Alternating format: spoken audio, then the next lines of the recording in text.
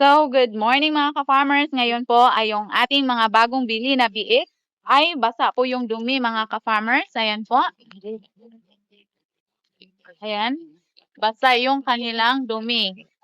So, maginaw kasi dito mga ka-farmers, isa po yan sa rason na magbasa po yung dumi ng ating mga alaga kapag maginaw po yung paligid mga ka-farmers. Kaya yung kain nila ngayon ay lalagyan natin ng Sulfar QR mga ka-farmers. Ayan po.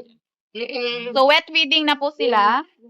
Lagyan natin ng Sulfar QR, half sachet lang mga ka-farmers dahil kaunti pa po yung kinakain nila sa ngayon.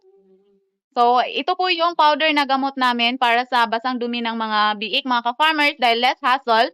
Hindi na po kailangan mag-inject pa ako pero epektibo po ito mga ka-farmers. Ito po ay pwede nating ihalo sa pagkain, pwede din po sa tubig mga ka-farmers. Sa ngayon, wala pa tong Sulfar QR mga ka-farmers dahil meron pa rin po yung powder na vitamins na nilalagay namin sa source. Kung maubos po ito, so ito na naman pong Sulfar QR yung ilalagay natin mga ka-farmers. So sa mga ka-farmers natin dyan na hindi po alam kung paano yung pag-inject, subukan nyo na po itong Sulfar QR para sa mga biik mga ka-farmers dahil epektibo po ito na maggamot sa kanilang basang dumi. Ilalagay ko na lang po yung link or yung yellow basket kung gusto nyo pong mag-avail mga ka-farmers.